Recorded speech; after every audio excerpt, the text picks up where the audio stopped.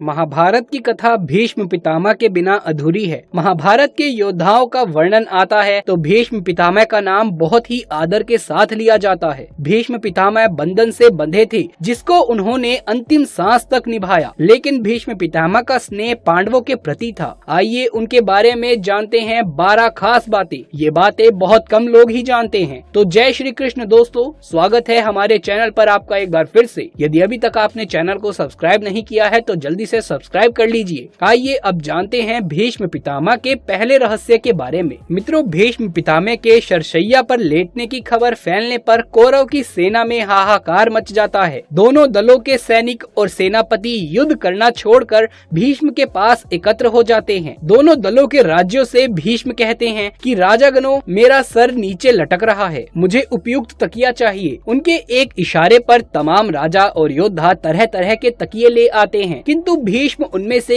एक को भी ना लेकर मुस्कुराकर कहते हैं कि ये तकिए इस वीर शैया के काम में आने योग्य नहीं हैं। फिर वो अर्जुन की ओर देखकर कहते हैं कि बेटा, तुम तो क्षत्रिय धर्म के विद्वान हो, क्या तुम मुझे उपयुक्त तकिया दे सकते हो? आज्ञा पाते ही अर्जुन ने आंखों में आंसू भर लिए और उनको अभिवादन करते हुए भीष्म को बड़ी तेजी से ऐसे 3 बाण मारे जो उनके ललाट को छेदते हुए पृथ्वी में जा लगे। बस इस तरह सर को सिरहाना मिल गया। इन बाणों का आधार मिल जाने से सर के लटकते रहने की पीड़ा जाती रही। इतना सब कुछ हो जाने के बावजूद भी भीष्म क्यों नहीं देते हैं प्राण? अब आइए दूसरे रहस्य को जानते हैं। मित्रों, भीष्म सामान्य व्यक्ति नहीं थे, वो मनुष्य रूप में देवता वसु थे। उन्होंने ब्रह्मचर्य का कड़ा पालन करके योग विद्या द्वारा अपने शरीर को पुष्ट कर लिया था। दूसरा, उनको इच्छा मृत्यु का वरदान भी प्राप्त था। इस युद्ध के समय अर्जुन 55 वर्ष, श्री कृष्ण 83 वर्ष और भीष्म पितामह 150 वर्ष के थे। उस काल में 200 वर्ष की उम्र होना सामान्य बात थी। बौद्धों के काल तक भी भारतीयों की सामान्य उम्र 150 वर्ष हुआ करती थी। इसमें शुद्ध वायु, वातावरण और योग ध्यान का बड़ा योगदान था। भीष्म जब युवा थे तब श्री कृष्ण और अर्जुन हुए भी नहीं थे। माना जाता है कि भीष्म ही युद्ध में सबसे अधिक उम्र के थे। उन्हें राजनीति का ज्यादा अनुभव होने के कारण वेद व्यास ने संपूर्ण महाभारत में भीष्म को राजनीति का केंद्र बनाकर राजनीति के बारे में उन्होंने जो भी कहा उसका प्राथमिकता से उल्लेख किया है। जानते हैं उनके तीसरे रहस्य को। भीष्म को ठीक करने के लिए शल्य चिकित्सक लाए जाते हैं, लेकिन वो उनको लौटा देते हैं और कहते हैं कि अब तो मेरा अंतिम समय आ गया है, ये सब व्यर्थ है, शरशैया ही मेरी चिता है, अब मैं तो बस सूर्य के उत्तरायण होने का इंतजार कर रहा हूँ। पितामह की ये बातें सुनकर राजागण और उनके सभी बंधु उनको प्रणाम और प्रदक्षिणा करके अपनी अपनी छावनियों में लौट जाते हैं। अगले दिन सुबह होने पर फिर से वो सभी भीष्म के पास लौटते हैं। सभी कन्याएं, स्त्रियां और उनके कुल के योद्धा पितामह के पास चुपचाप खड़े हो जाते हैं। पितामह ने पीने के लिए राजाओं से ठंडा पानी मांगा। सभी उनके लिए पानी ले आए, लेकिन उन्होंने अर्जुन की ओर देखा। अर्जुन समझ गए और उसने अपने गांडीव पर तीर चढ़ाया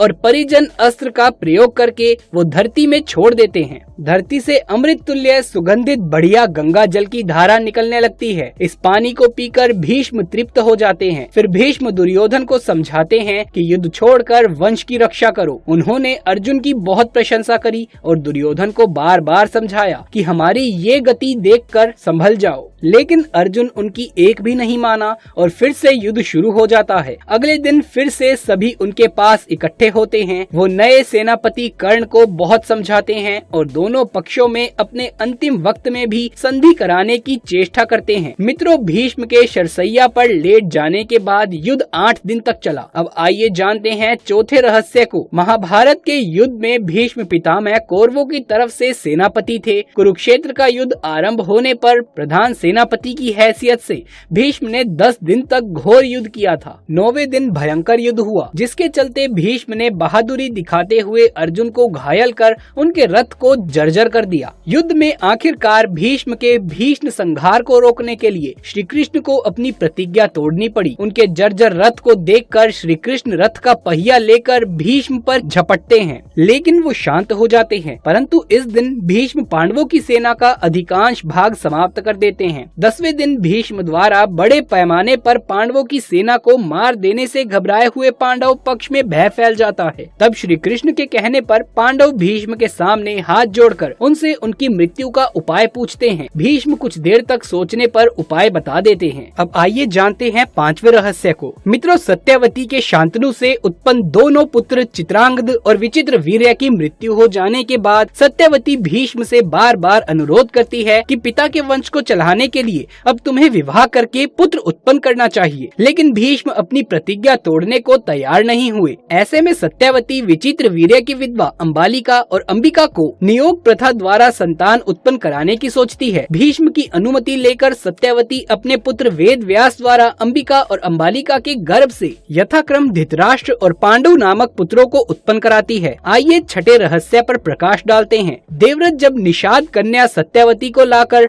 अपने पिता शांतनु को सौंप देते हैं तो शांतनु की खुशी का ठिकाना नहीं रहा। शांतनु प्रसन्न होकर देवव्रत से कहते हैं कि हे पुत्र, तूने पितृ भक्ति के वशीभूत होकर ऐसी कठिन प्रतिज्ञा ली है जो ना आज तक किसी ने की और ना ही भविष्य में कोई करेगा। तेरी इस पितृ भक्ति से प्रसन्न होकर मैं तुझे वरदान देता हूँ कि तेरी मृत्यु तेरी इच्छा से ही होगी। तेरी इस प्रकार की प्रतिज्ञा करने के कारण तू भीष्म कहलाएगा और तेरी प्रतिज्ञा भीष्म प्रतिज्ञा के नाम से सदैव प्रख्यात रहेगी। जानते हैं 7वें रहस्य को। दोस्तों, विचित्रवीर्य के युवा होने पर उनके विवाह के लिए भीष्म ने काशीराज की 3 कन्याओं का बलपूर्वक हरण किया था, जिनमें से एक को शाल्वराज से प्रेम करने के कारण छोड़ दिया गया था। लेकिन शाल्वराज के पास जाने के बाद अंबा को शाल्वराज ने स्वीकार करने से मना कर दिया। अंबा के लिए ये दुखदायी स्थिति हो गई थी। अंबा ने अपनी इस दुर्दशा का कारण भीष्म को समझकर उनकी शिकायत परशुराम जी से करी। परशुराम जी ने अन्याय के खिलाफ लड़ने की ठानी। परशुराम जी ने भीष्म से कहा कि तुमने अंबा का बलपूर्वक अपहरण किया है,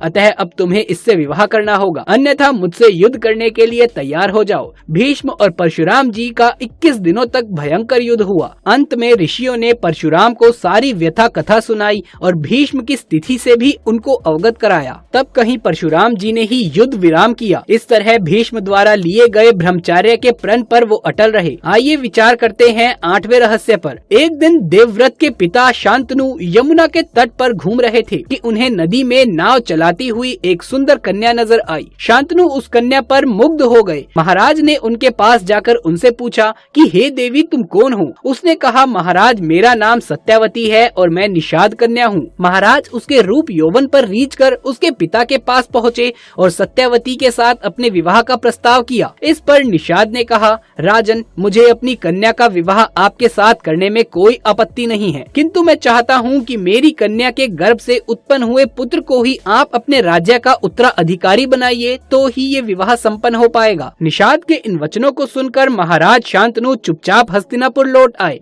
और मन ही मन इस दुख से घुटने लगे। सत्यवती के वियोग में महाराज व्याकुल रहने लगे और उनका शरीर भी दुर्बल होने लगा। महाराज की इस दशा को देखकर देवव्रत को चिंता हुई। जब उन्हें मंत्रियों द्वारा पिता की इस दशा का कारण पता चला तो वो निषाद के घर जा पहुँचे और उन्होंने निषाद से कहा, आप सहर्ष अपनी पुत्री सत्यवती का विवाह मेरे पिता शांतनु के साथ कर दें। मैं आपको वचन देता हूँ कि आपकी पुत्री के गर्भ से जो बालक जन्म लेगा वही राज्य का उत्तराधिकारी होगा। कालांतर में मेरी कोई संतान आपकी पुत्री के संतान का अधिकार छीन ना पाए, इस कारण मैं प्रतिज्ञा करता हूँ कि मैं आजीवन अविवाहित रहूंगा। उनकी इस प्रतिज्ञा को सुनकर निषाद ने हाथ जोड़कर कहा कि हे देवव्रत, आपकी ये प्रतिज्ञा अभूतपूर्व है। इतना कहकर निषाद ने तत्काल अपनी पुत्री सत्यवती को देवव्रत तथा उनके मंत्रियों के साथ हस्तिनापुर भेज दिया। मित्रों, आइए जानते हैं 9वें रहस्य को। सत्यवती के गर्भ से महाराज शांतनु को चित्रांगद और विचित्रवीर्य नाम के 2 पुत्र हुए। शांतनु की मृत्यु के बाद चित्रांगद राजा बन गए, किंतु गंधर्वों के साथ युद्ध में उनकी मृत्यु हो गई।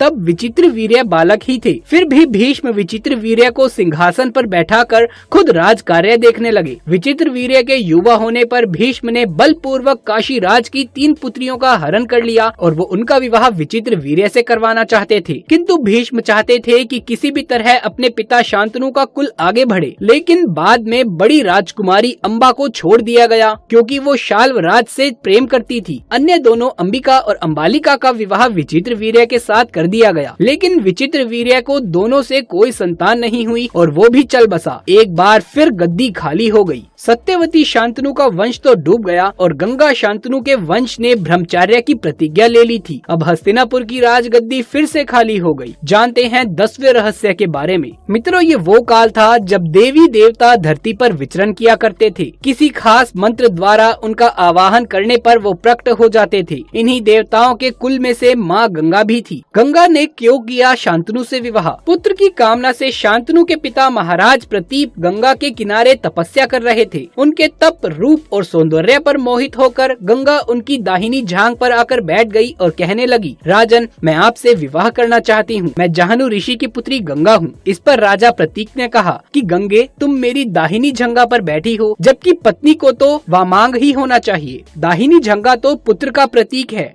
अतः मैं तुम्हें अपनी पुत्र वधु के रूप में स्वीकार कर सकता हूँ। ये सुनकर गंगा वहाँ से चली गई। जब महाराज प्रतीप को पुत्र की प्राप्ति हुई तो उन्होंने उसका नाम शांतनु रखा और इसी शांतनु से गंगा का विवाह हुआ। गंगा से उन्हें 8 पुत्र मिले, जिनमें से 7 को गंगा नदी में बहा दिया गया और 8वें पुत्र को पाला पोसा गया। उनके 8वें पुत्र का नाम देवव्रत था। ये देवव्रत ही आगे चलकर भीष्म कहलाए। 11वां रहस्य मित्रों, एक बार द्यू नामक वसु ने ऋषि वशिष्ठ की कामधेनु का हरण कर लिया। इससे ऋषि वशिष्ठ ने द्यू से कहा कि ऐसा काम तो मनुष्य करते हैं, इसीलिए तुम 8 वसु मनुष्य हो जाओगे। ये सुनकर वसुओं ने घबराकर ऋषि वशिष्ठ की प्रार्थना करी तो उन्होंने कहा कि अन्य वसु तो वर्ष का अंत होने पर मेरे श्राप से छुटकारा पा जाएंगे, लेकिन इस द्यू को अपनी करनी का फल भोगने के लिए 1 जन्म तक मनुष्य बनकर पीड़ा भोगनी होगी। ये सुनकर वसुओं ने गंगा जी के पास जाकर उन्हें वशिष्ठ जी के श्राप को विस्तार से बताया और ये प्रार्थना करी कि आप मृत्यु लोक में अवतार लेकर हमें गर्भ में धारण करें और जो ही हम जन्म ले हमें पानी में डुबो दें। इस तरह हम जल्दी से सभी मुक्त हो जाएंगे। गंगा माता ने स्वीकार ये बात कर ली और वो युक्ति पूर्वक शांतनु राजा की पत्नी बन गई और शांतनु से वचन भी ले लिया कि वो कुछ भी नहीं पूछेंगे। शांतनु से गंगा के गर्भ में पहले जो 7 पुत्र पैदा हुए, उन्हें उत्पन्न होते ही गंगा जी ने पानी में डुबो दिया, जिससे 7 वसु तो मुक्त हो गए, लेकिन 8वें पुत्र को शांतनु ने गंगा को रोककर इसका कारण पूछना चाहा। गंगा जी ने राजा की बात मानकर वसुओं को विशिष्ट के श्राप का सब हाल कह सुनाया। राजा ने उस 8वें पुत्र को डूबने नहीं दिया और इस वचनबद्धता के कारण गंगा 8वें पुत्र को सौंपकर अंतर ध्यान हो गई। यही बालक द्यू नामक वसु था जो भीष्म पितामह बना। अब आइए जानते हैं 12वें रहस्य के बारे में और इस वीडियो का अंतिम रहस्य। दोस्तों, भीष्म यद्यपि शरशैया पर पड़े हुए थे, फिर भी उन्होंने श्री कृष्ण के कहने से युद्ध के बाद युधिष्ठिर का शोक दूर करने के लिए राजधर्म, मोक्ष और धर्म और अपाद धर्म आदि का मूल्यवान उपदेश बड़े विस्तार से उन्हें समझाया। इस उपदेश को सुनने से युधिष्ठिर के मन में ग्लानि और पश्चाताप दूर हो गया। बाद में सूर्य के उत्तरायण होने पर युधिष्ठिर आदि सगे संबंधी, पुरोहित और अन्य लोग भीष्म के पास पहुंचते हैं। उन सब से पितामह ने कहा कि इस शरशैया पर मुझे 58 दिन हो गए। मेरे भाग्य से मांग महीने का शुक्ल पक्ष आ गया। अब मैं शरीर त्यागना चाहता हूँ। इसके पश्चात उन्होंने सब लोगों से प्रेम पूर्वक विदा मांगकर शरीर त्याग दिया। युधिष्ठिर तथा पांडवों ने पितामह के शव को चंदन की चिता पर रखा तथा दाह संस्कार किया। तो दोस्तों, ये थी हमारी आज की वीडियो। यदि ये वीडियो अच्छा लगा हो तो इसे एक लाइक करके अपने दोस्तों और रिश्तेदारों में ज्यादा से ज्यादा शेयर कर दें। दोस्तों, कमेंट बॉक्स में जय श्री कृष्ण लिखना बिल्कुल भी ना भूलें। आगे भी ऐसे वीडियोस लगातार देखते रहने के लिए चैनल को सब्सक्राइब करके पास वाले बेल आइकन को भी दबा लीजिए। जल्द मुलाकात होगी आपसे किसी अगले वीडियो में। तब तक के लिए आप सभी का धन्यवाद।